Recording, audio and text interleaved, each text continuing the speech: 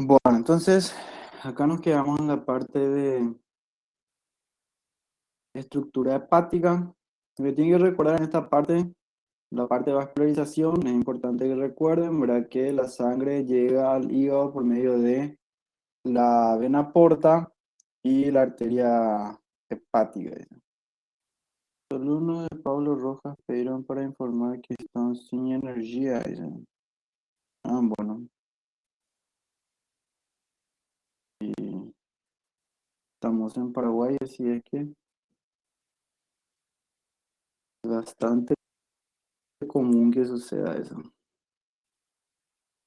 Bueno, entonces, acá esta parte tiene que recordar que, como dijimos, la sangre del tubo digestivo, antes de pasar a lo que sería el corazón, tiene que pasar primero por el hígado, ¿sí? Tiene que metabolizar todo lo que se absorbió en el tubo digestivo, debe ser metabolizado por el hígado. Por esa razón es que la sangre de todo el tubo digestivo se reúne para desembocar en lo que sería la vena porta y ser enviado hacia el hígado. La vena porta se ramifica dentro del hígado y es acompañado por una arteria hepática, ¿sí? Que junto con lo que era el conducto biliar forman la tríada portal, ¿sí? Tanto la arteria como la vena se van ramificando formando vénulas y arterias de pequeño calibre que se ubican en los polos de lo que eran nuestros lobulillos hepáticos, formando la tríada portal. Y a partir de ello se originaban lo que eran los sinusoides que iban a desembocar en una vena que se encuentra en el centro del lobulillo, que es la vena central. Posteriormente, la reunión de todas las venas centrales, o sea, las venas centrales confluyen en las venas sublobulillares y las venas sublobulillares posteriormente originaban lo que eran las venas hepáticas derecha, izquierda e intermedia que terminan desembocando en la vena cava inferior y de esa forma la sangre que pasó al hígado retorna a lo que sería la circulación de las venas cavas para ser enviado hacia el corazón, ¿sí? Después, como dijimos, la estructura está formado por un parénquima que consiste en cordones de hepatocitos. Y como dijimos, básicamente es está formado por hepatocitos que se van ubicando en hileras, ¿verdad? Van formando cordones y obviamente relacionados íntimamente con lo que serían los sinusoides. ¿Sí? Los sinusoides serían los capilares sinusoidales, ¿verdad? Dijimos que están rodeados por una capa de tejido conjuntivo, ¿verdad? Como se ve acá en el dibujito. En este se ve un poco mejor. Esta sería la capa de tejido conjuntivo. Generalmente en ciertos animales está más desarrollado. En los seres humanos no está muy bien desarrollada esa capa de tejido conectivo, por lo tanto y en el hígado humano no es tan fácil de identificarlo, ¿sí? Y después lo que tienen que recordar es el espacio de Dice, el espacio perisinusoidal de Dice, que dijimos que es el espacio que queda entre el hepatocito, ¿sí? Y el sinusoide, ¿sí? Ese sería el hepatocito, lo de azul sería el sinusoide, y ese espacio que queda entre ambos en este punto, eso sería el espacio perisinusoidal de Dice, ¿sí? Que básicamente es el espacio por donde van a atravesar los nutrientes desde la sangre hacia el hepatocito y desde el hepatocito hacia la sangre, ¿sí? Ese sería el espacio de Dice. Y ahora vemos lo que es su organización del hígado, ¿sí? Básicamente hay tres formas de describir, como dice, la estructura del hígado. Hay tres formas de organizar el hígado. Uno es por su organización en el lobulillo, ¿sí? Formando el lobulillo clásico. Otro es el lobulillo portal, que vamos a ver enseguida, esto vamos a escribir. El lobulillo portal, que básicamente lo que hace es seguir el trayecto eh, el lobulillo portal que va a comunicar posteriormente más de un lobulillo y el acino hepático que básicamente va a seguir el trayecto de la producción de la bilis. Vamos a ver todo eso enseguida. Entonces, hay tres formas de clasificar. Histológicamente, lo que más se utiliza es el lobulillo clásico, ¿sí? Fisiológicamente, el más interesante es la del acino hepático. Entonces, de acuerdo a la rama en la que estamos, cada conformación tiene una importancia distinta, ¿verdad? El lobulillo clásico es lo que estuvimos viendo, ¿sí? Una forma, el lobulillo está ordenado en forma hexagonal o más o menos hexagonal, ¿verdad? Es lo que se describe. Obviamente en los cortes histológicos ya vieron que no se ven de esa forma tan linda como se describe en el libro, ¿verdad? Está formado por los hepatocitos, ¿verdad? Que, como dijimos en el adulto, tiene una sola capa de espesor y en los niños hasta los 5 años de edad más o menos puede llegar a tener hasta dos capas de hepatocitos, ¿sí? Y como dijimos, se caracteriza porque en el centro tiene la vena central y en los polos la tríada portal. O sea, todo lo que estuvimos hablando es el lobulillo clásico. Todo lo que estuvimos describiendo hasta ahora es lobulillo clásico y ahora que es su característica histológica, que es su descripción o su estructura histológica, o sea, histológicamente es la forma en que se describe la estructura, sí, eso es lo que quiero decir. Entonces, eso sería el lobulillo clásico, era la conformación. Todo lo que estuvimos describiendo hasta ahora conforma el lobulillo clásico. Y existe un espacio que es el espacio de Mal, que sería el sitio en donde se ubican los capilares linfáticos para poder eh, ir también produciendo intercambio de nutrientes, ¿verdad? Entonces, lobulillo clásico es todo lo que estuvimos describiendo ahora. Como dijimos, hay tres formas de describir a la estructura hepática. Uno es el lobulillo clásico, que es el que estuvimos hablando, que histológicamente es el que más se utiliza. O sea, en histología sería lo más interesante, ¿sí? Después tenemos el otro, acá tengo una lámina, que se ve un poquito mejor, ¿verdad? Donde se ve acá los límites, ¿verdad? Donde tenemos en este punto el tejido conectivo que forma los límites de lo que sería nuestro lobulillo, ¿verdad? Y acá en el centro tenemos lo que sería la vena central. Y en los polos, obviamente acá en los polos, encontramos lo que son la tríada portal. En este punto se ubicaría la tríada portal. Acá se ve otro, acá se ve más o menos una vena, acá se ve el conducto. Ahora no es muy buena la imagen. Y acá se ve, por ejemplo, otro.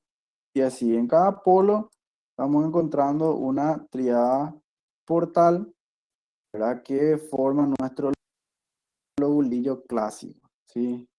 Entonces, esa es la descripción. Eso fue lo que estuvimos describiendo hasta ahora. Todo lo que estuvimos describiendo hasta ahora es esto, ¿sí? Que nuestro lobulillo está formado por una superficie más o menos hexagonal, ¿verdad? Que está formado por cordones de hepatocitos entremezclados con los sinusoides. Todos estos espacios que se ven en blanco son sinusoides. Sí, todos los espacios en blanco serían los sinusoides y todas las células que se ven ahí son hepatocitos, ¿sí? Y obviamente en los polos, en los extremos, encontramos lo que sería la tríada portal que está formada por una rama de la vena porta, una rama de la arteria hepática y una rama de lo que sería el conducto biliar, ¿sí? Entonces, esa sería la clasificación, o sea, sería la estructura histológica del hígado, ¿sí?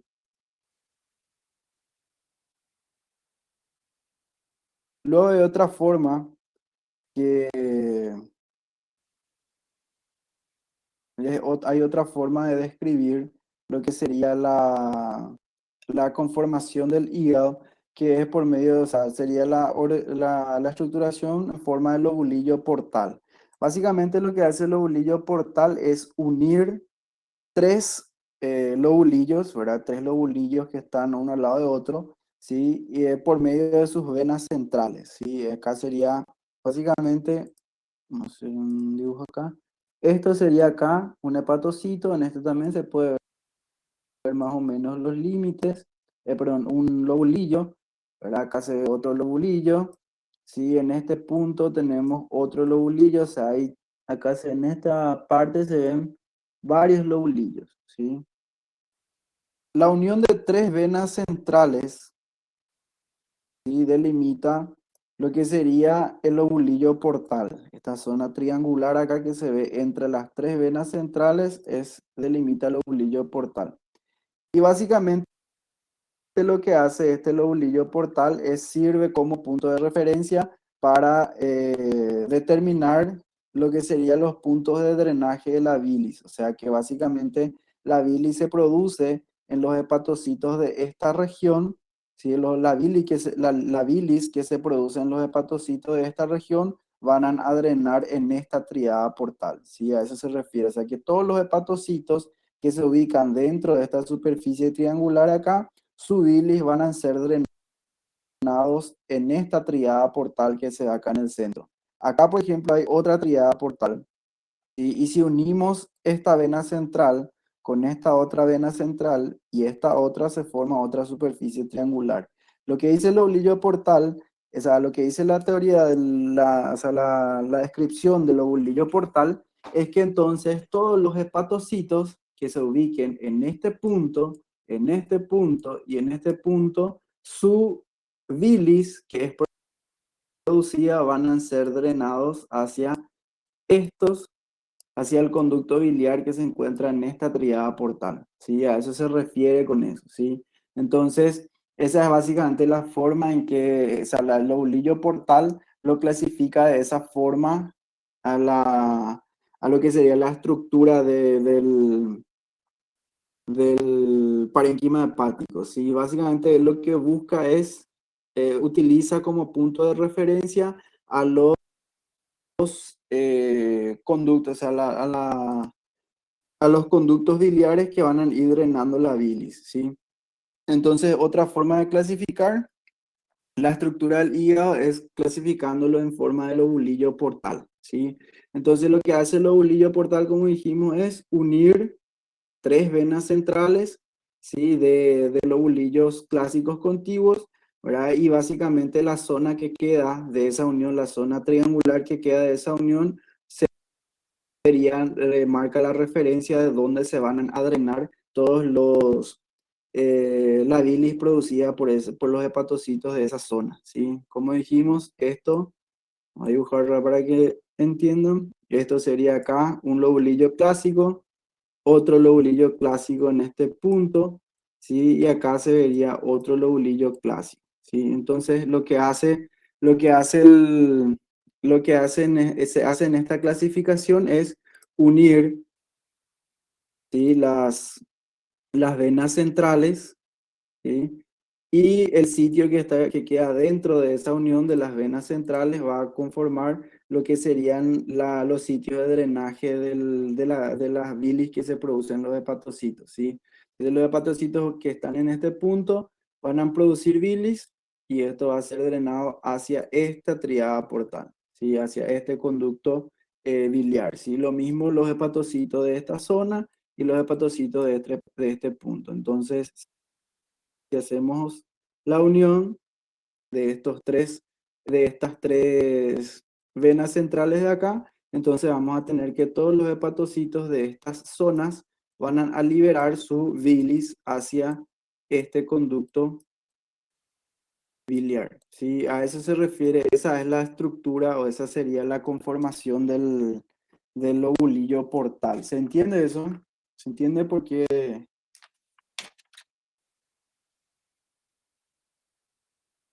Eso es un tipo de organización nomás, ¿sí? No es una forma que tuvieron ahí para poder organizar, para poder ir determinando, eh, o sea, para poder organizar mejor a los distintos lobulillos, ¿verdad? No es que no tiene nada de especial, es solamente un tipo de organización del hígado que tiene, ¿sí? Como dijimos, el lobulillo clásico es la que le divide en las formas que se le describe como hexagonal, ¿verdad? No siempre se ven así. Y básicamente lo que busca es, o sea, lo que demuestra es que toda la sangre que llega por las triadas portales son drenados hacia la vena central que se ubica dentro del lobulillo, ¿sí? Y en lo que sería el lobulillo, en la estructura del lobulillo portal, lo que se demuestra es que toda la bilis que se produce en las regiones que se ubican entre tres venas centrales van a confluir en una triada portal que se encuentra entre ellos, ¿sí? Eso sería básicamente la conformación de eso. Y la tercera forma de clasificar tiene su importancia, tiene más importancia a nivel fisiológico, ¿sí? Que es la de dividir al hígado en forma de acino hepático, o sea, los lobulillos del hígado en forma de acinos hepáticos, ¿sí? Básicamente lo que se hace es, se utilizan dos lobulillos hepáticos clásicos, o sea, dos lobulillos hepáticos clásicos que estén uno al lado de otro. Se utilizan las dos triadas portales que se ubican entre ellos y las venas centrales, ¿sí? Y se limita a una superficie romboidal. Y eso es lo que se hace con el acino hepático, ¿sí? Eso sería la estructura. ¿Y por qué es importante esto? Y es importante, esta clasificación tiene su importancia a nivel fisiológico, ¿sí? En esto, fíjense, acá en esta porción de arriba, esta sería la triada portal y acá abajo también tenemos lo que es la triada portal, ¿sí? Eso significa que la sangre que va a irrigar, esa sangre que trae el oxígeno, ¿sí? Para los hepatocitos, va a distribuirse desde acá, desde esta triada portal, lo va a ir distribuyendo hacia la vena central. O sea que básicamente los sinusoides de esta triada portal van a extenderse de esta forma, ¿sí? Y obviamente todos los hepatocitos que se ubiquen más cerca de la tríada portal, ellas reciben mayor cantidad de oxígeno, ¿sí? Que serían, y ahí la clasificación en zona uno 2 y 3, ¿sí? La zona uno, que es esto que está en lila, ¿sí? Corresponde a los hepatocitos que primero se oxigenan, o sea, son los primeros en entrar en contacto con la sangre que llega por la tríada portal, por lo tanto son los que tienen mayor disponibilidad de oxígeno dentro de la sangre para ellos, ¿sí? Los de la zona 2 serían un punto intermedio y los de la zona 3 que ya están cerca de la vena central son hepatocitos que obviamente ya solo reciben el resto de oxígeno que no se absorbió acá. O sea que a nivel de la zona 3 los hepatocitos que se ubican en la zona 3, ¿sí? Ellos reciben poco oxígeno en comparación a los hepatocitos que se ubican en las zonas 1 en punto intermedio medio, que sería los hepatocitos de la zona 2, ¿sí? Entonces, ahí, en esta organización, entonces, ¿qué es lo que hace? Hace una organización de acuerdo a su irrigación. La zona mejor irrigada va a ser la zona 1, o sea, quiere decir que es la que tiene mayor cantidad de oxígeno. La peor irrigada de todo, o sea, la que tiene menor cantidad de oxígeno entre todo va a ser la zona 3 y la zona 2 va a ser un intermedio. Entonces, si por algún motivo hay una lesión que impida que la sangre llegue de forma suficiente hacia el hígado, ¿sí? Por alguna razón, el flujo de sangre que llega hasta el hígado disminuye, se reduce por alguna patología o cosas así. Entonces, esta zona 1, los hepatocitos de la zona 1, son los que van a poder sobrevivir por más tiempo a ese, a lo que sería van a poder resistir por más tiempo a ese daño debido a la falta de oxígeno, ya que son los primeros en entrar en contacto con la sangre de los sinusoides, por lo tanto son los que van a poder aprovechar al máximo el oxígeno que llega por medio de la sangre. ¿Sí? Los de la zona 3, entonces si por algún motivo hay alguna lesión que impida que la sangre llegue correctamente hasta el lobulillo hepático, entonces los hepatocitos que se ubican en la zona 3 son los primeros que van a morir, ¿sí? Los de la zona 2 son los segundos que van a morir y los de la zona 1 son los que van a poder sobrevivir por más tiempo, debido a que son los que están más expuestos al oxígeno, ¿sí? Y en caso de que el hígado, o sea, en caso de que se produzca una hipoxia a nivel del hígado, ¿sí? y luego se recupera el flujo de sangre, o sea, ese flujo de sangre vuelve a la normalidad.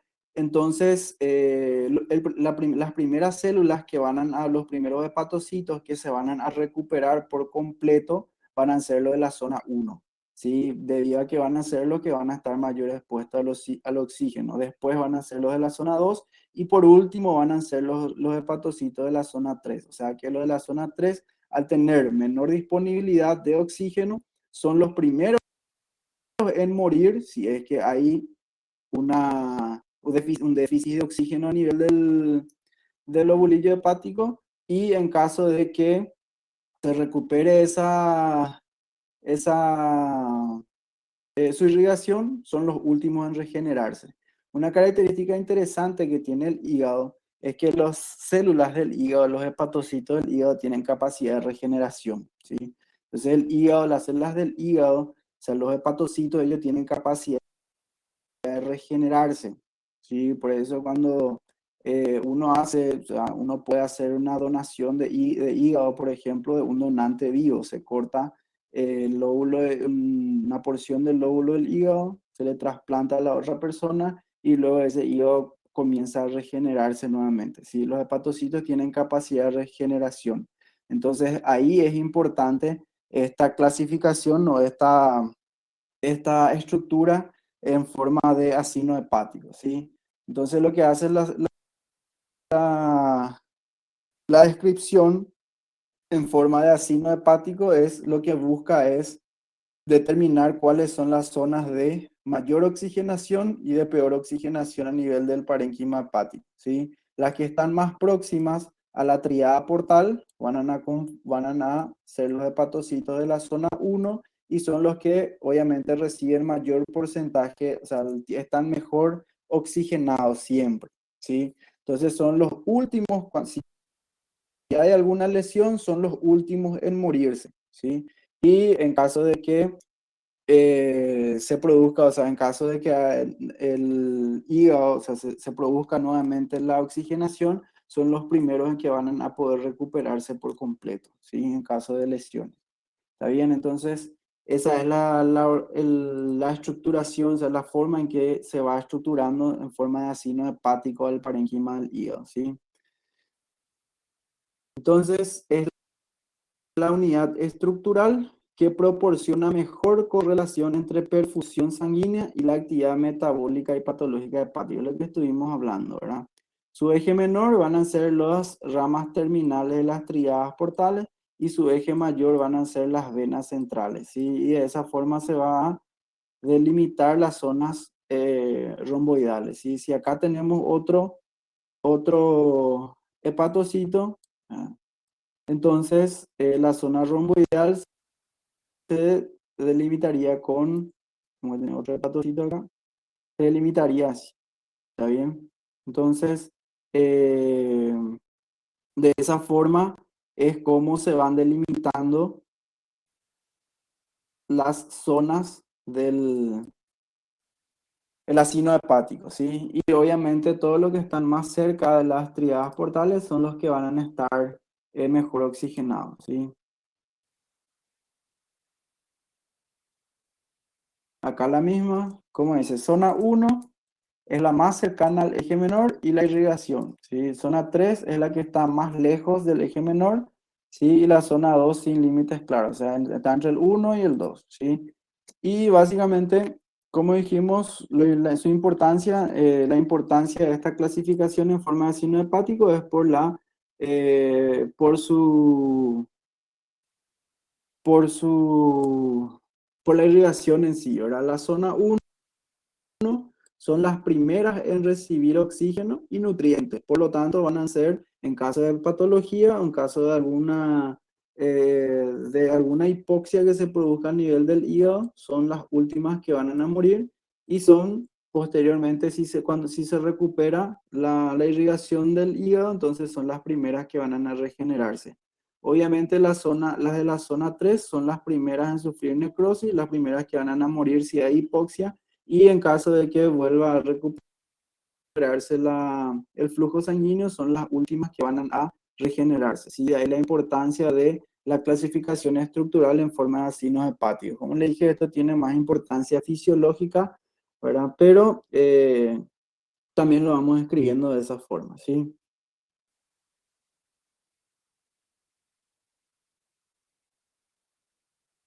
¿Se entendió esa la clasificación de las estructuras clásicas? ¿Sí?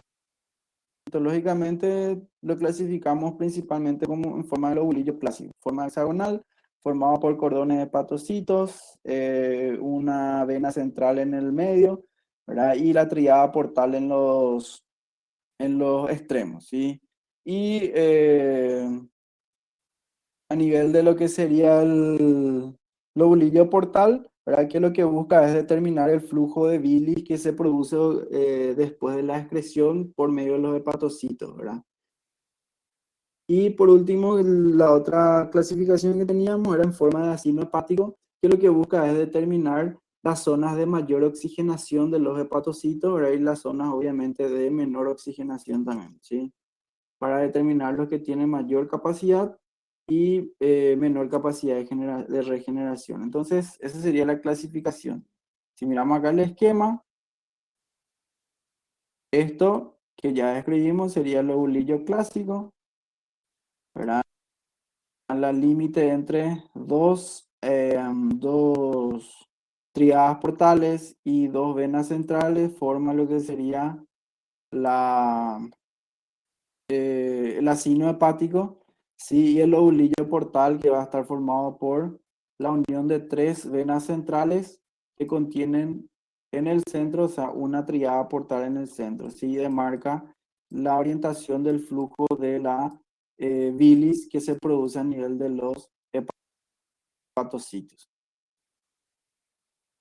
Acá en el corte histológico vemos lo mismo, ¿verdad? Esto sería, lo que está acá en esto, serían el lobulillo clásico, ¿sí? Esta porción de acá, forma triangular, que se ubica, vamos a ver si se ve, acá se ve, a ver si puedo, acá se ve una vena central, acá está la otra vena central y acá se ve la otra vena central, ¿sí? El límite entre los tres contiene en el centro una triada portal y eso es lo que se llama lobulillo portal, ¿sí?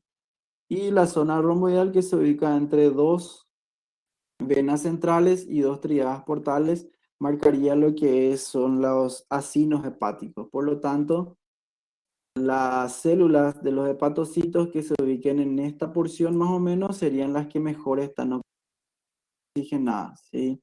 Las que se ubiquen en el punto intermedio, o sea, en el centro, en la parte del medio, serían la segunda porción mejor oxigenada y obviamente la parte que ya está más cerca de las venas centrales serían las zonas menos oxigenadas entre los hepatocitos, ¿sí? Entonces, esa sería la forma, las tres formas de clasificar. Histológicamente, a nosotros lo que nos interesa es más es el lobulillo clásico, ¿verdad? Pero fisiológicamente, la clasificación del acino también son importantes y obviamente también fisiológicamente es importante la clasificación del lobulillo portal, ¿sí? Por lo de la secreción de bilis, ¿sí? Entonces, acá un esquema de la diferencia de cada uno, ¿sí? Lobulillo clásico, lobulillo portal y acá lo que sería el acino hepático, ¿sí? ¿Se entiende?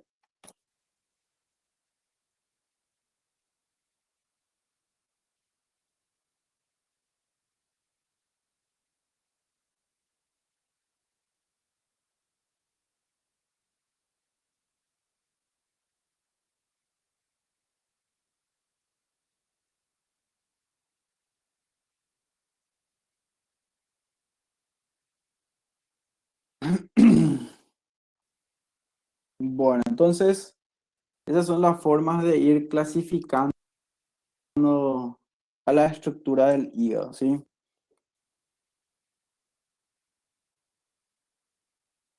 Bueno, los vasos sanguíneos, ahora ya vimos que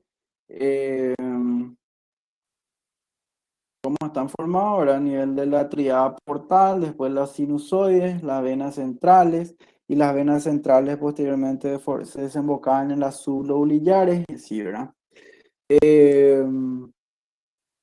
Los vasos sanguíneos que están en los espacios portales se denominan vasos interlobulillares. Los sinusoides fluyen hacia la vena centrolobulillar. Entonces, de acá, los vasos interlobulillares hasta la vena centrolobulillar. Todo lo que ya escribimos, ¿sí? Entonces, vamos a pasar más rápido. Ya sabemos todo. No sé si es mi internet lo que está muy lento o si es la plataforma. Bueno, características de las venas, la vena centrolobulillar tiene una pared delgada. La vena centrolobulillar es lo mismo que decir vena central, ¿sí? Centrolobulillar o central son lo mismo, ¿sí? Tiene una pared delgada, está rodeada de poca fibra de tejido contigo en espiral, sigue a los sinusoides y acá se le llama vena central, ¿verdad? Todo lo que ya vimos, ¿verdad? La vena central es la que está en el centro del lobulillo, ¿verdad? Pero en realidad es una vénula, ¿sí? En realidad, o sea, histológicamente tiene la característica de una vénula, ¿sí? Capaz que por, no sé, en los primeros que describieron la estructura lo describieron como una vena central y entonces quedó como vena central y es aceptado. O sea, que decir vena central no está mal, ¿sí? Pero histológicamente, si vamos a mirar su estructura histológica, es una vénula, ¿sí? Tiene toda la estructura histológica de una vénula, pero no está mal decirle vena central también, ¿sí? Se considera correcto, ¿está bien? Luego la vena sublobulillar, ¿verdad? Que es la unión o la reunión de las venas centrales, forma la sublobulillar y posteriormente estas van a formar las venas hepáticas. Y obviamente en este punto las venas no tienen válvulas, ¿sí? El sinusoide, como dijimos, el sinusoide hepático, cuando hablamos de sinusoide hepático nos estamos refiriendo al capilar sinusoidal, ¿verdad? Sería el tipo de capilar que encontramos en el hígado, ¿se acuerdan? Entonces, tipo de capilares, que teníamos los continuos, los fenestrados y los discontinuos, que eran discontinuos que también se les llama sinusoidal, ¿verdad? Entonces, cuando hablamos de sinusoide hepático, estamos hablando por la red de capilares sinusoidales que se ubican entre los hepatocitos, ¿sí? Y obviamente los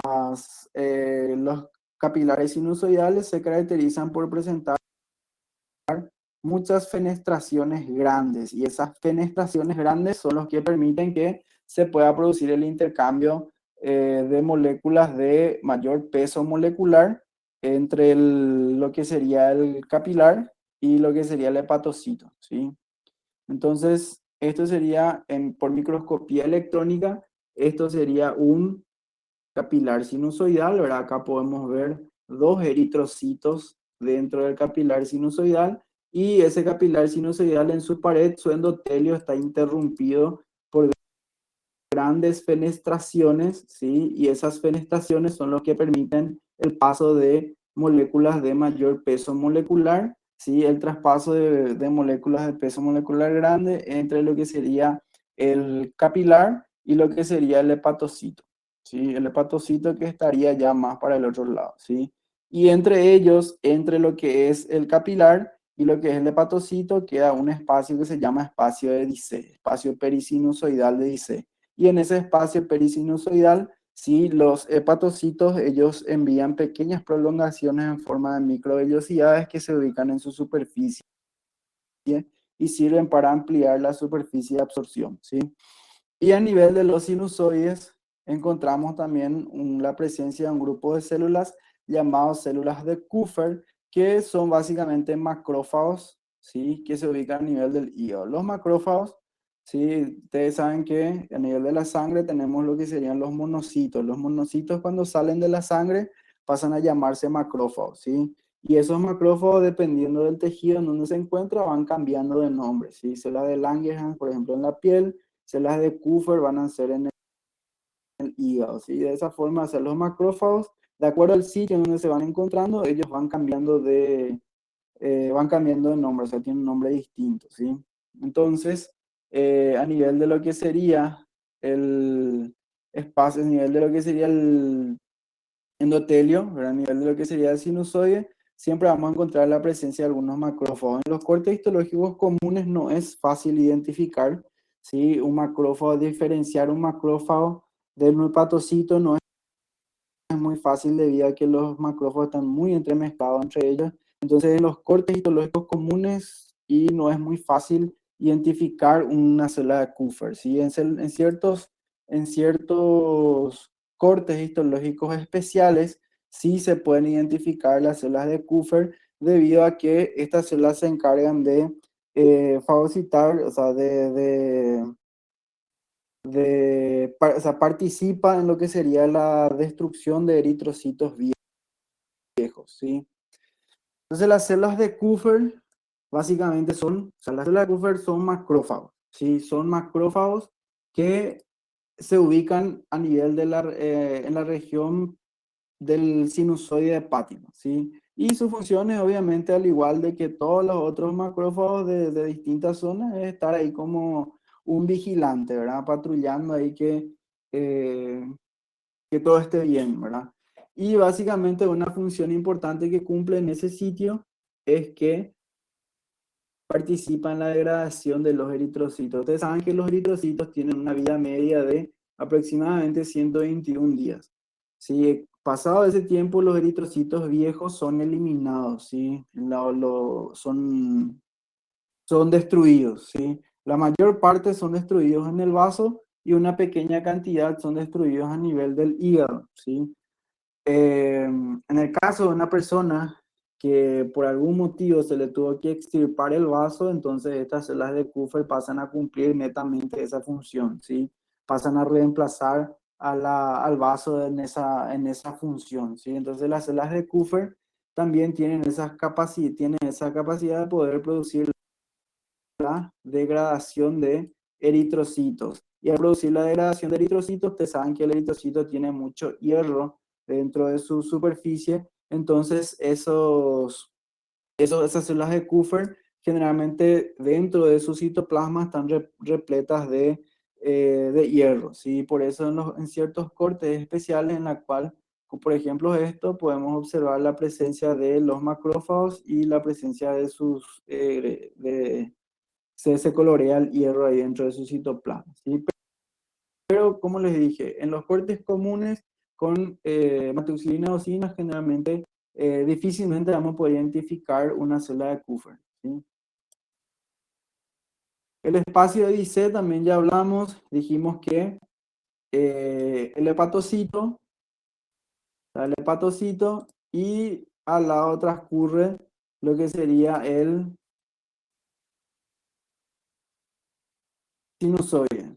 Y el espacio que queda entre ellos, entre el hepatocito y el sinusoide, es el espacio de Dice, ¿sí? Y en ese espacio de Dice, los hepatocitos van proyectando microvellosidades, ¿verdad? Que como saben, las microvellosidades son especializaciones de la superficie de las células para poder facilitar, para aumentar la superficie de absorción. Y como hay mucho intercambio de moléculas entre el hepatocito y el sinusoide, entonces esas microvellosidades que se proyectan dentro del espacio perisinusoidal de IC son importantes, obviamente, para facilitar lo que es la superficie de absorción, ¿sí? Entonces, esto acá sería, en esta parte, que sería en esta micrografía electrónica, esta sería la pared del, del sinusoide, ¿sí? Esto sería un eritrocito acá, ¿sí? Y esto sería el espacio de Dice con las prolongaciones que se ven acá, que serían las microvellosidades. Y obviamente más a la derecha tendría que estar el hepatocito, ¿verdad? Que no se ve en este punto, ¿sí? El hepatocito estaría acá, el espacio de Dice entre ellos, entre lo que sería el sinusoide y el hepatocito y las prolongaciones en forma de microvellosidades que emite el hepatocito dentro del espacio de Dice como dijimos, para poder aumentar su superficie de absorción, ¿sí? Todas las secreciones hepáticas, excepto la bilis, atraviesan el espacio de Dice para poder pasar a la sangre, ¿sí? La bilis, recuerden que la bilis tiene su, o sea, las vías biliares tienen su conducto propio. Entonces, los hepatocitos que producen la bilis, ellos envían directamente a esos conductos biliares la bilis que lo producen. Entonces, esa bilis no pasa por el espacio de Dice. El resto de, de las secreciones del hígado, el resto de las moléculas que puedan ser absorbidas por los hepatocitos, ellos sí o sí atraviesan ese espacio de Dice. ¿Está bien? Y acá algo interesante. En el hígado fetal hay islotes de células hematopoyéticas en este espacio. Dice. O sea, cuando se va desarrollando el feto, al principio las células de la sangre, las células sanguíneas, al principio ellas son producidas en el hígado a nivel del espacio de Dice. O sea, a nivel de este espacio de Dice, en el hígado del feto se va produciendo las células de la sangre. Mientras, porque al principio todavía no está formada la médula ósea. Ahora, una vez que se formó la médula ósea en el feto, entonces la médula ósea pasa a cumplir esa función de producir las células hematopoyéticas, ¿sí? Y el hígado obviamente deja de producir, ¿sí? Pero ese espacio de Dice siempre tiene la capacidad, o sea, no pierde esa capacidad de formar células hematopoyéticas. Entonces, en caso de extrema necesidad, ¿verdad? En caso de alguna patología en la cual la persona tenga, por ejemplo, una anemia crónica o tenga alguna enfermedad que le produzca alguna inmunosupresión, entonces este espacio de Dice puede reactivarse y volver a generar células sanguíneas, ¿sí? Entonces, en la etapa fetal, ellas son las que se encargan exclusivamente de formar las células de la sangre, ¿verdad? Pero posteriormente su función es reemplazada por la médula ósea. Sin embargo, ellos siempre, hasta que nos morimos, ellas quedan con esa capacidad de producir células sanguíneas, pero en casos de extrema necesidad, ¿sí?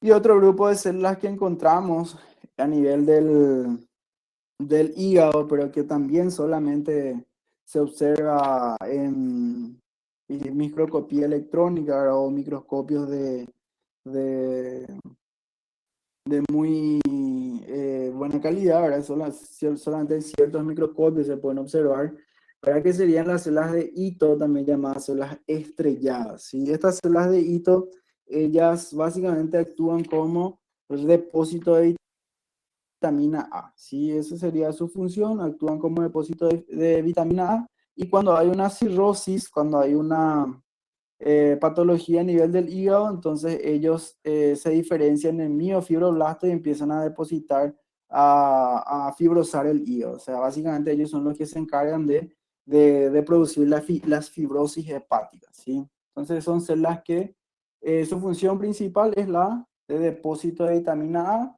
en el hígado normal, ¿sí? En el hígado patológico, ellos o sea, son los que van a producir la fibrosis a nivel del hígado.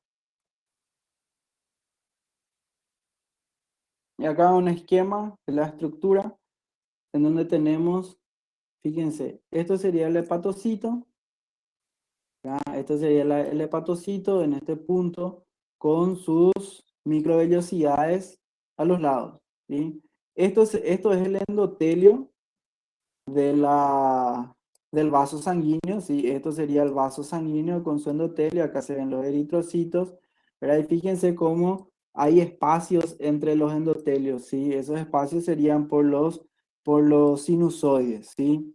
Y acá, esto sería el hepatocito con sus microvellosidades, ¿verdad? Y el espacio que queda entre ellos, todo este espacio que queda entre el hepatocito y el endotelio del sinusoide sería el espacio de Dice, ¿sí? El espacio perisinusoidal de Dice. Y entre ellos encontramos las células de Ito y también encontraríamos dispersos ahí lo que serían los macrófagos, las células de Kupffer, ¿verdad? Que sería esto, ¿sí? Entonces células de Kupffer dispersos ahí a nivel de la estructura sinusoidal, ¿sí?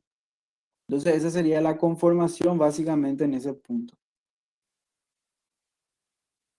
Los vasos linfáticos, ya dijimos, ¿verdad? Que obviamente a nivel del tubo digestivo, eh, pues a nivel del hígado tenemos muchos vasos linfáticos que se encargan de producir el intercambio de moléculas de peso molecular muy grande, ¿verdad? Que no pueden ser absorbidos, que no pueden atravesar los capilares sinusoidales, ¿verdad? Y el sitio en donde se ubican estos capilares se les llama espacio periportal o espacio de Mal, ¿sí? Esos serían los sitios en donde se ubican los vasos linfáticos, ¿verdad? Que también están entre los hepatocitos y lo que sería el espacio portal, ¿sí?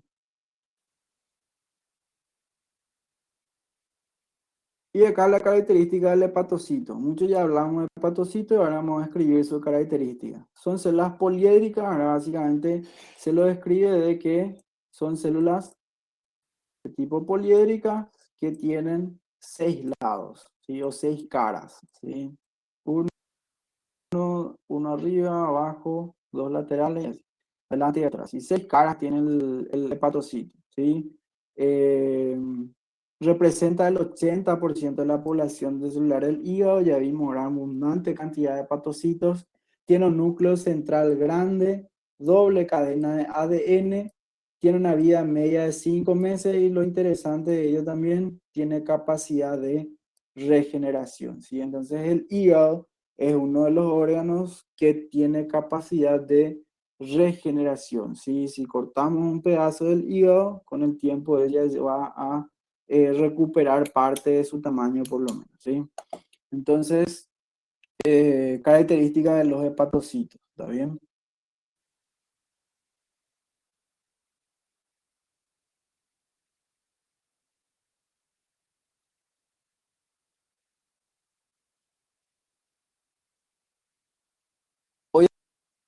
Obviamente, como el hepatocito produce muchísimas funciones, tiene muchísimas secreciones. Entonces tienen organelas muy desarrolladas, ¿sí? Una red con un retículo endoplásmico y ribosomas libres complejos. Tiene muchísimas mitocondrias, ¿verdad? Tiene un gasto en los hepatocitos, tiene un gasto energético alto, múltiples complejos de Golgi, gran cantidad de peroxisomas, ¿sí? Que es donde generalmente se va produciendo la destilación del alcohol que uno va ingiriendo, ¿verdad? Entonces hay mucha gente que seguro le utiliza bastante le sobreexige bastante los peroxisomas, ¿verdad? Gránulos de glucógeno eh, y obviamente inclusiones lipídicas y demás, ¿sí? Los hepatocitos entonces son células que cumplen funciones, cientos de funciones, son muchas las funciones que cumplen.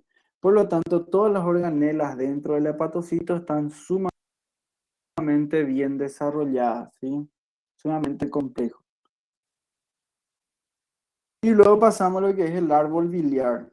El árbol biliar sería todo el conjunto, o sea, el hepatocito produce la bilis y esa bilis tiene que ser absorbido, o sea, tiene que ser recogido por lo que es el árbol biliar para ser excretado posteriormente hacia el tubo digestivo, ¿sí? Como dijimos, esa bilis no atraviesa el espacio de Dice, sino que es liberado directamente desde el hepatocito hacia un conducto, ¿verdad? Hacia lo que sería un conducto biliar, ¿sí? Básicamente el conducto biliar está formado por un epitelio de tipo cúbico simple, ¿verdad? Un epitelio es un conducto formado por un epitelio cúbico simple y a las células de esos epitelios se les llama colangiocitos, ¿sí? Colangiocitos es el nombre de las células que conforman el epitelio cúbico simple de lo que sería el conductillo biliar, ¿sí? Obviamente, a medida que va aumentando, o sea, a medida que los conductillos biliares se van uniendo, se van anastomosando, van a ir formando conductos biliares cada vez de mayor calibre, ¿sí? Hasta terminar formando lo que son el conducto biliar derecho e izquierdo, ¿verdad?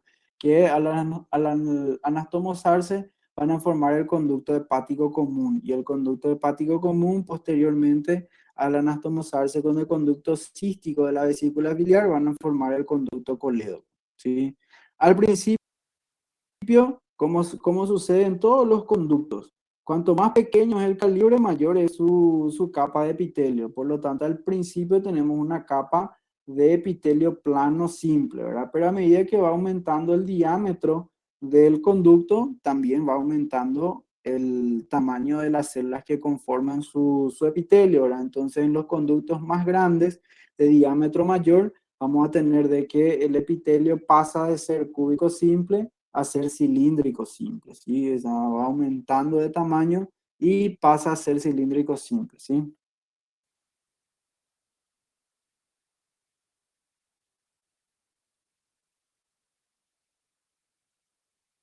La primera guía, el primer punto, o sea, la primera porción de la vía biliar se le llama canalículo biliar, ¿sí? Básicamente el canalículo biliar es el conducto que va a recibir a la bilis producida por el hepatocito. O sea, el hepatocito produjo la bilis, sintetizó la bilis y lo libera hacia un canalículo biliar. Son los vasos o son los conductos del árbol biliar más pequeños que existen, ¿sí? Ellas forman un anillo alrededor de lo que sería el hepatocito, ¿sí? Si miramos esta micrografía acá, vemos que esto es el hepatocito y alrededor de ella lo va rodeando este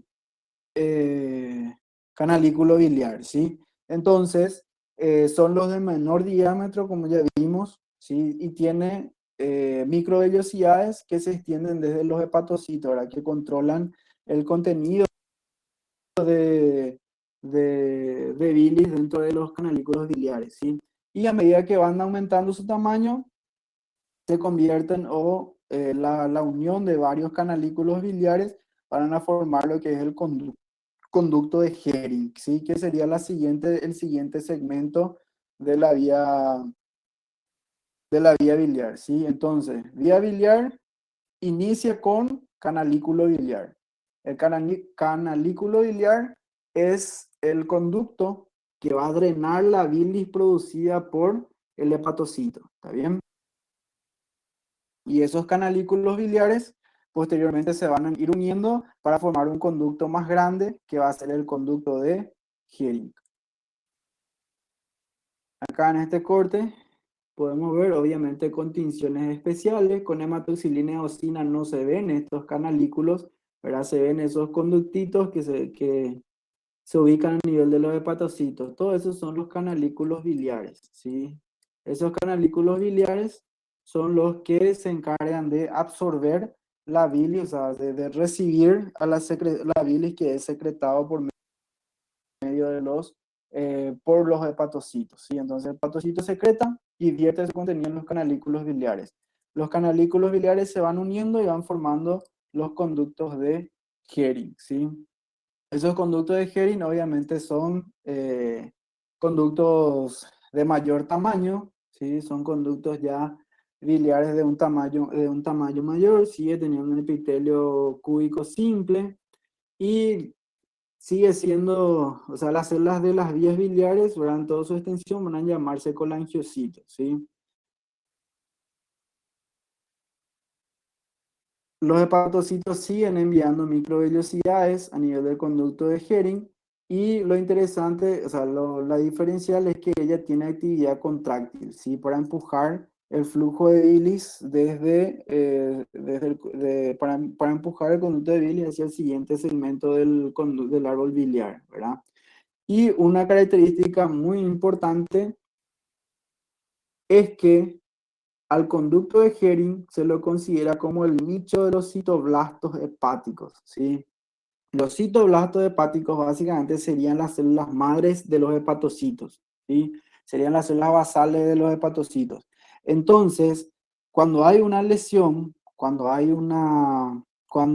se produce un daño a nivel del hígado, estos citoblastos hepáticos son los que empiezan a dividirse eh, para poder recuperar la estructura del hígado, ¿sí? Para poder regenerar al hígado, ¿sí? Entonces, a la estructura, en realidad la estructura que se dañó del hígado, ¿sí? Entonces, a nivel de estos conductos de Hering, que son conductos, son componentes del árbol biliar, ¿verdad? Que son conductos de las vías biliares más grandes que los canalículos biliares y que tienen como característica interesante de que en ese punto se ubica el nicho de citoblasto hepático, ¿sí? O sea que en ese punto se ubican las células madre de los hepatocitos y esos citoblastos hepáticos son los que se encargan de regenerar al hígado en caso de necesidad, ¿verdad?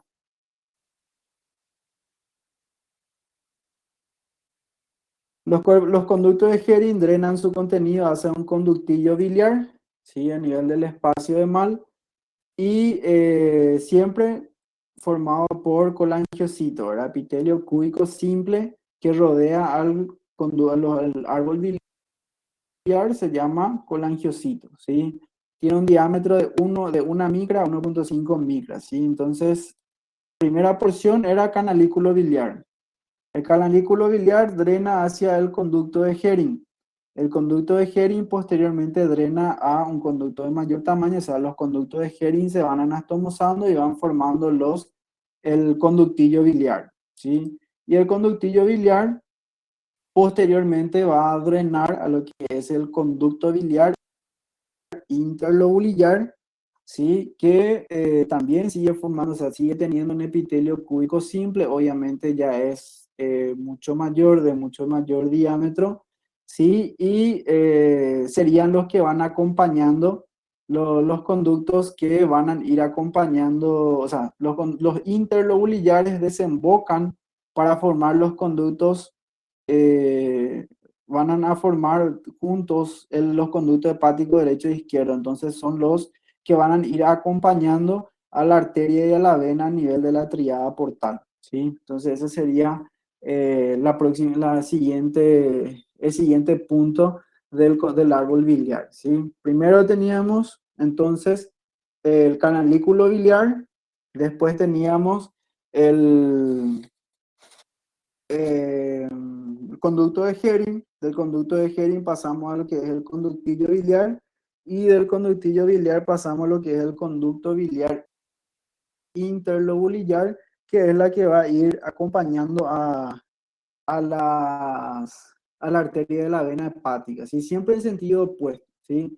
Y esos conductos interlobulares posteriormente se van a anastomosar y van a originar el conducto hepático derecho e izquierdo, ¿sí? Y los conductos hepáticos derecho e izquierdo posteriormente se fusionan para formar el conducto hepático común, ¿sí? Que a partir de ahí ya pasa a ser vía biliar extrahepática, ¿sí? Entonces, si vemos esto de acá arriba sería el hígado, duodeno, páncreas, y estas serían las vías biliares extrahepáticas, ¿sí?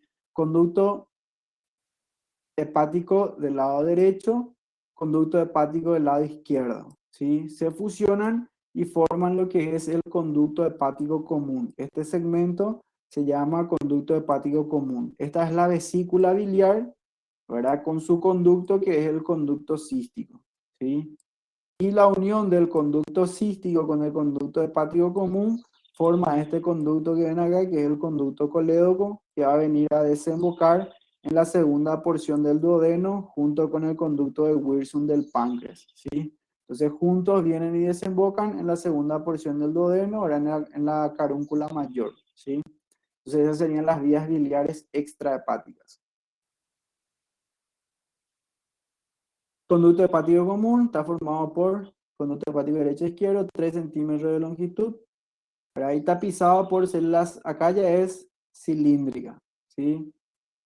A partir de acá ya tenemos células de tipo cilíndrica. Eso es lo que quería resaltar acá. A nivel de los conductos hepáticos comunes tenemos un epitelio de tipo cilíndrico, simple, con microvellosidades, ¿sí? A diferencia de todo el resto de los conductos donde teníamos un epitelio, teníamos la presencia de los colangiocitos, ¿verdad? Que dijimos que los colangiocitos eran el epitelio plano, el epitelio cúbico simple que recubría los conductos biliares intrahepáticos, ¿sí? En los conductos biliares extrahepáticos cambia el epitelio a cilíndrico simple con microvellosidades, ¿sí?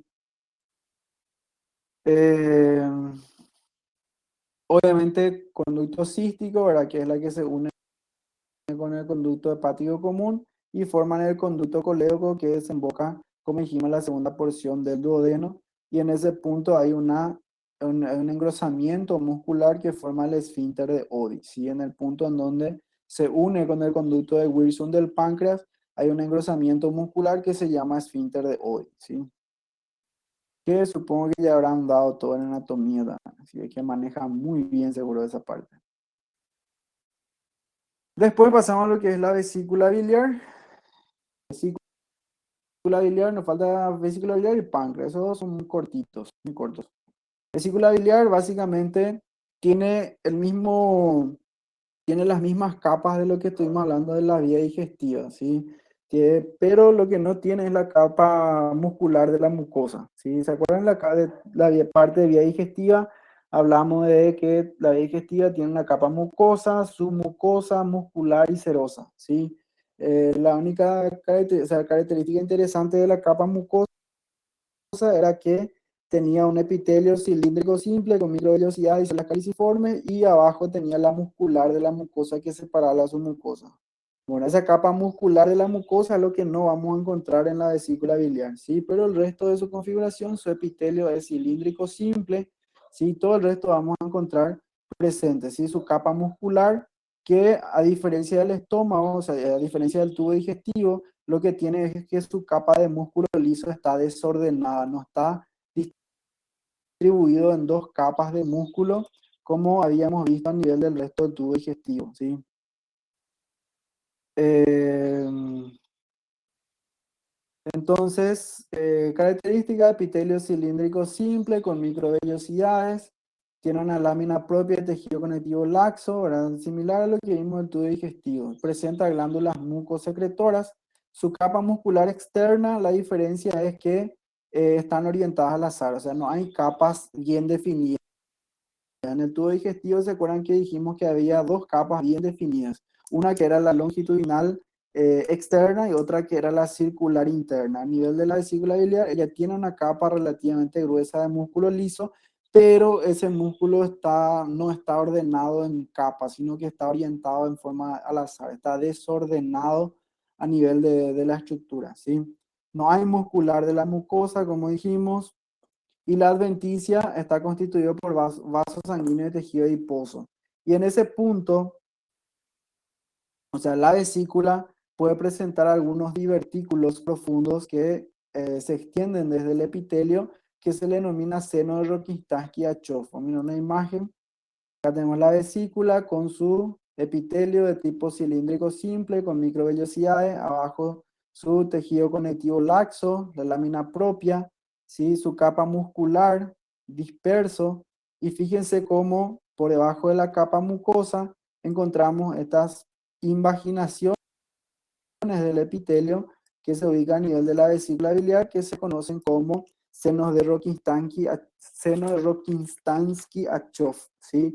Básicamente la presencia de estos senos en un corte histológico de la vesícula biliar es indicativo de alguna patología crónica de la vesícula biliar, ¿sí? En la vesícula sana generalmente no se encuentra o se encuentra en poca cantidad, ¿sí? En la vesícula que tiene alguna patología crónica a nivel de la estructura de su pared, sí presenta estos senos de Rokitansky y son sitios que, o sea, son senos que predisponen a la acumulación de bacterias, por lo tanto son sitios que pueden llegar a producir infección, ¿sí? O sea, pueden infectarse dentro de la vesícula biliar, ¿sí?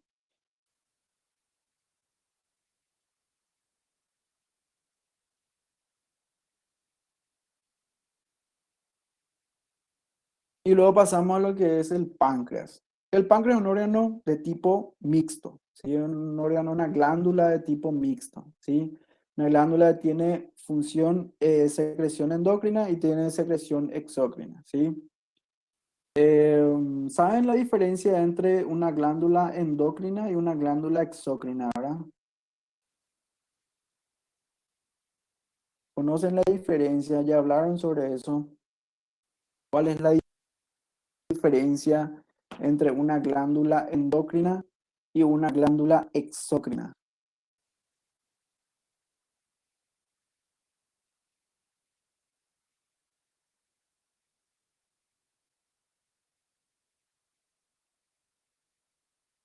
No recuerdo bien. Bueno, esas cosas que ustedes no recuerdan así tienen que preguntar, si no, simplemente vamos a aclarar las dudas que tengan, ¿sí?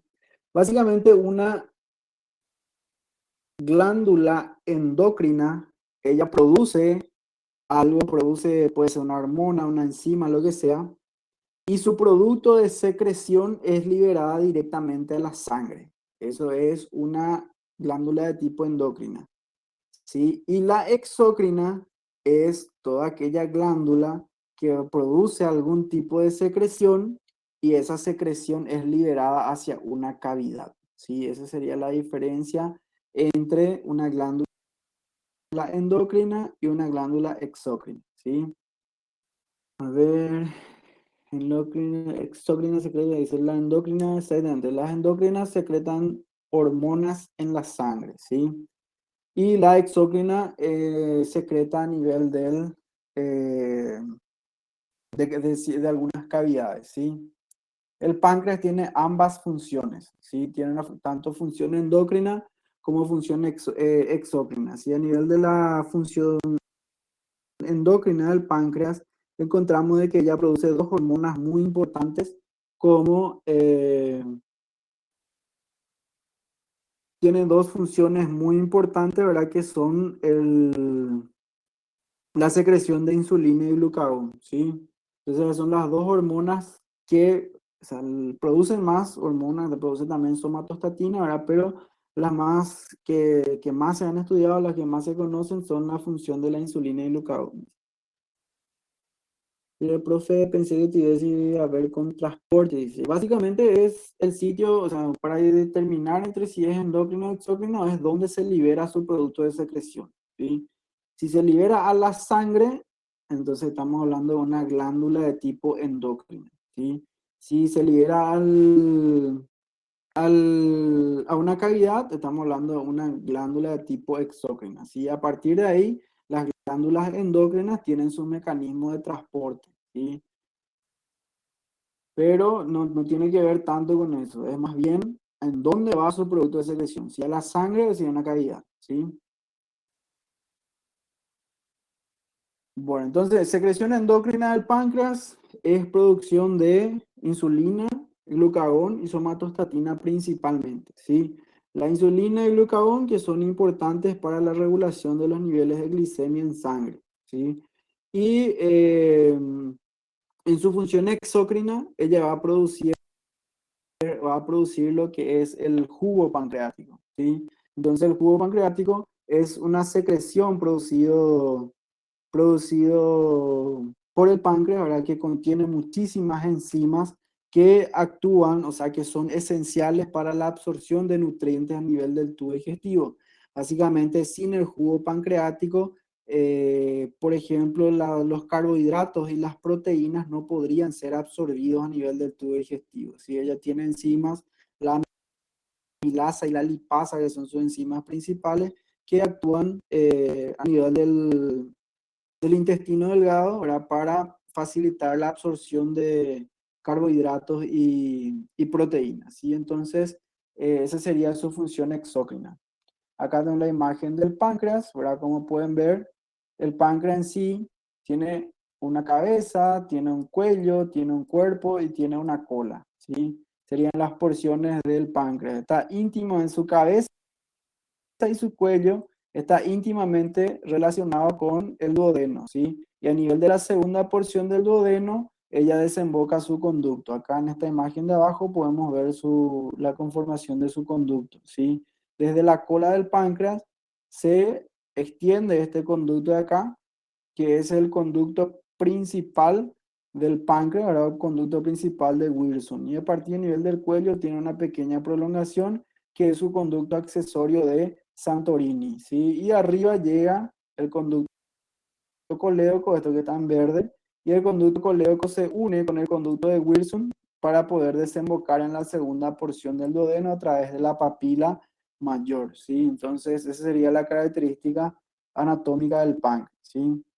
Entonces, toda la secreción exócrina del páncreas es drenado por estos conductos, ¿sí? Y para posteriormente ser enviado hacia el duodeno. Y obviamente tiene su porción endocrina, ¿sí? Y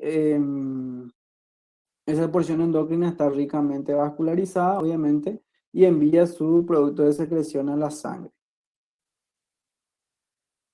Componentes del páncreas, ¿verdad? Componente exócrino y endocrino, como ya estuvimos hablando, ¿sí? Componente exócrino secreta enzimas hacia el duodeno, el jugo pancreático, tienen que recordar, ¿sí?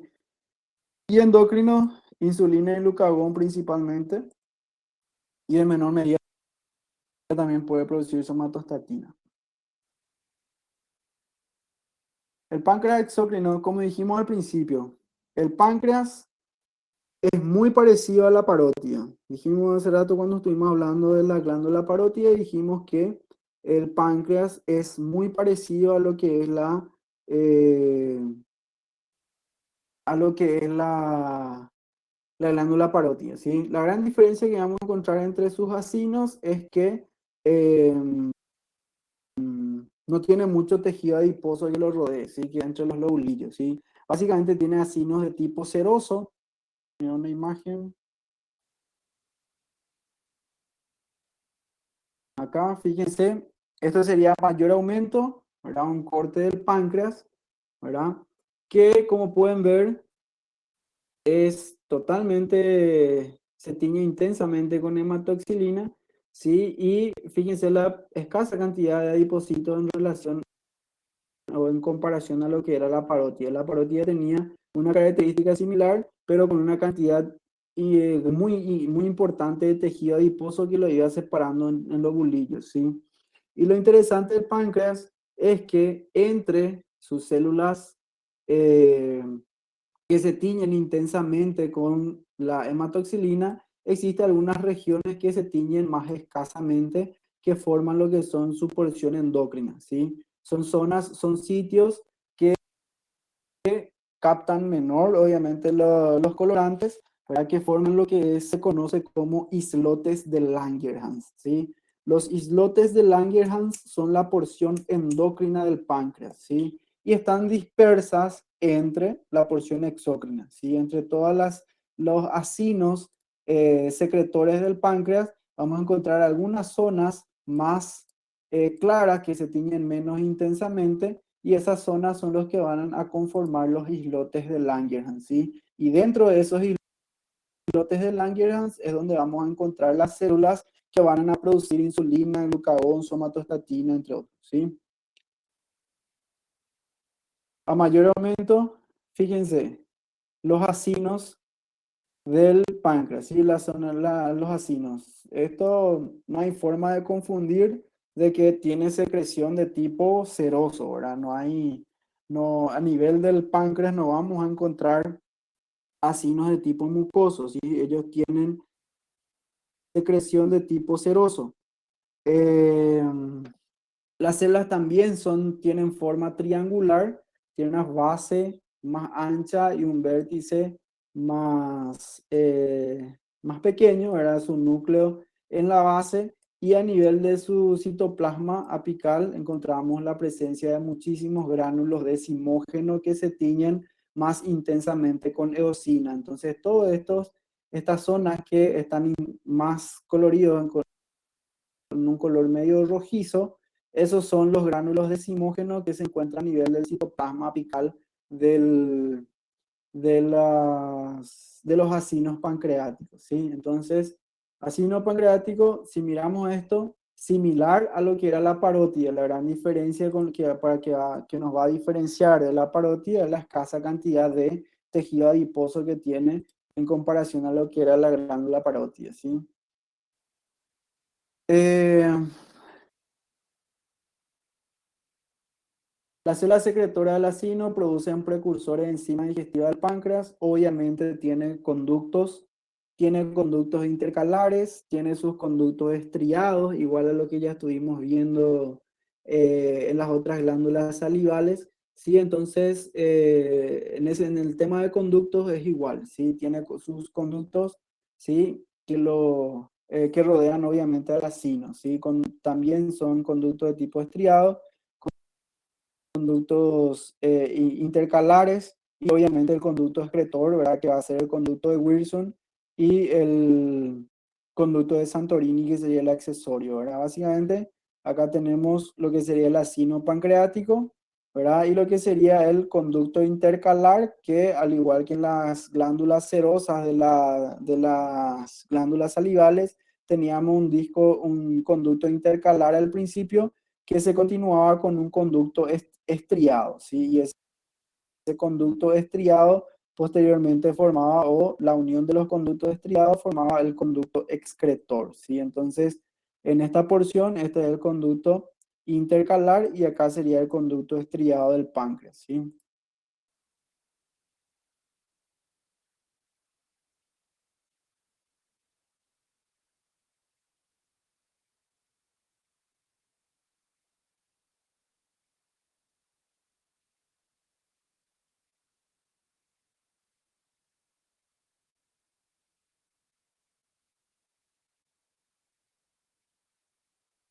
Bueno, después tenemos lo que es el páncreas endocrino, que obviamente, como ya dijimos, tiene el páncreas tiene función endocrina y exócrina, y a nivel de su función endocrina, como ya pudimos ver, a nivel de la estructura del páncreas, uno mirando al microscopio, va a encontrar unas zonas que se tiñen menos intensas, unas zonas claras, ¿sí? Unas zonas más claras a nivel de lo que es el parénquima del páncreas, y eso van a conformar lo que son los islotes pancreáticos, más conocidos como islotes de Langerhans, ¿sí?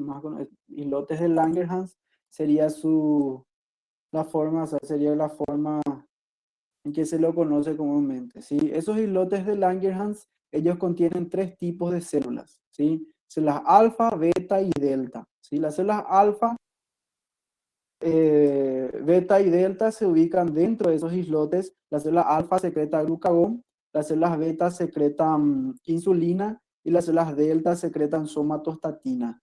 En los cortes histológicos comunes con hematoxilina y eosina, si miramos acá a mayor aumento, vamos a ver esta lámina. Pueden ver acá el páncreas exócrino, estas zonas que se tiñen más intensamente serían los acinos exócrinos del páncreas. Y en el centro encontramos esta zona más clara que sería el islote de Langerhans, ¿sí? Y dentro del islote de Langerhans encontramos las células alfa, beta y delta, ¿sí? Esas células alfa, beta y delta en los cortes comunes no se puede diferenciar una de otra. O sea que no hay forma, uno mira esto y no hay forma de diferenciar cuál es alfa, cuál es beta y cuál es delta. ¿Sí? En cortes, en tinciones especializadas sí se puede ver, pero en tinciones comunes no. ¿Está bien?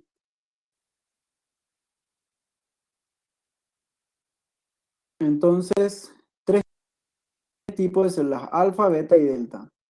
Las células beta son las más abundantes, 70% del total de la célula, ¿sí? Y su función es secretar insulina. Se lo ubica principalmente a nivel del centro eh, de lo que sería el islote, ¿sí? En el nivel del centro del islote. Pero como ya dijimos, en los cortes histológicos comunes no podemos identificar, ¿sí? Entonces, células beta son las más abundantes, producen insulina y se ubican principalmente en el centro del islote, ¿sí? Las células alfa, 15 a 20%, están en la periferia del islote y secretan glucagón, ¿sí? Cuando los niveles de glicemia en sangre, cuando los niveles de glucosa en sangre están altos, ¿sí? Entonces el páncreas libera insulina. La insulina va y estimula a la absorción, o sea, estimula los receptores de glucosa a almacenar glucosa en el hígado, ¿sí? De esa forma se regulan los niveles de glicemia en sangre. Cuando los valores de glucosa en la sangre están bajos, están más bajos de lo normal, entonces el páncreas libera glucagón y el glucagón va a estimular al hígado a liberar glucosa. O sea que insulina básicamente guarda glucosa en el hígado o en el músculo y glucagón se va y libera esa glucosa para que pase nuevamente a la sangre, ¿sí? Entonces de esa forma se van regulando los niveles de glicemia a nivel del torrente sanguíneo, ¿sí? Ahí tenemos un corte, esa es una tinción especial, en donde ahí se puede identificar la presencia, cómo se tiñen, las células alfa se tiñen de un color negruzco, ahí en la periferia, ¿verdad? Que se puede diferenciar en esa tinción, ¿sí?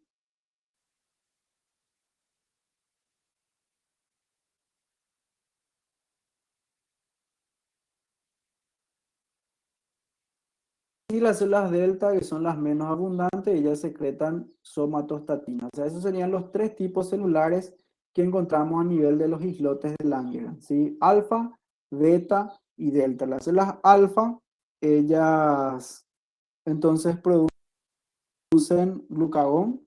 Las células beta son las más abundantes y producen insulina. Y las células delta son las que se encargan de producir somatostatina, ¿sí? Y acá un corte, ¿verdad? Donde vemos el páncreas, ¿verdad? Un corte del páncreas donde vemos acá abundantes islotes, abundantes, perdón, acinos de tipo serosos, lleno de acinos serosos, y en el centro se ve una zona que se tiñe más claramente, ¿sí? Una zona que se tiñe menos intensamente, ¿sí? Esos serían los islotes de Langerhans. Obviamente hay muchísimos islotes de Langerhans distribuidos a nivel de lo que es el parénquima pancreático, ¿sí? Entonces, eh, entre 1 a 3 millones, creo que decía en el libro, entre 1 a 3 millones de islotes de Langerhans hay en el páncreas, ¿sí? Entonces, muchísimos islotes de Langerhans, sí, que obviamente se encargan de la producción endocrina del páncreas, ¿sí? ¿Alguna duda hasta acá?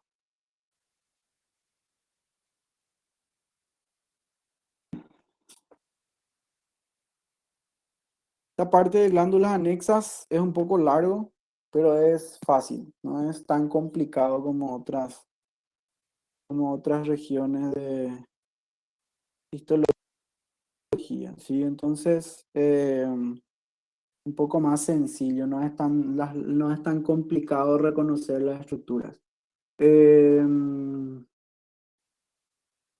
Vamos ya a cargar la diapositiva del slide. Vamos a tener unos 10 minutitos de receso mientras voy preparando acá todo el slide, ¿sí? Si es que no hay ninguna pregunta, se pueden tener ahí para su cafecillo, para ir al baño, tonequiña, lo que sea. Entonces, en 10 minutos, 13:30 volvemos y voy a colocar ahí la clase práctica, ¿sí? Y apenas termina la clase, material ya subo a la clase, ¿sí? Termina la clase y ya va a estar ahí disponible para que puedan descargar.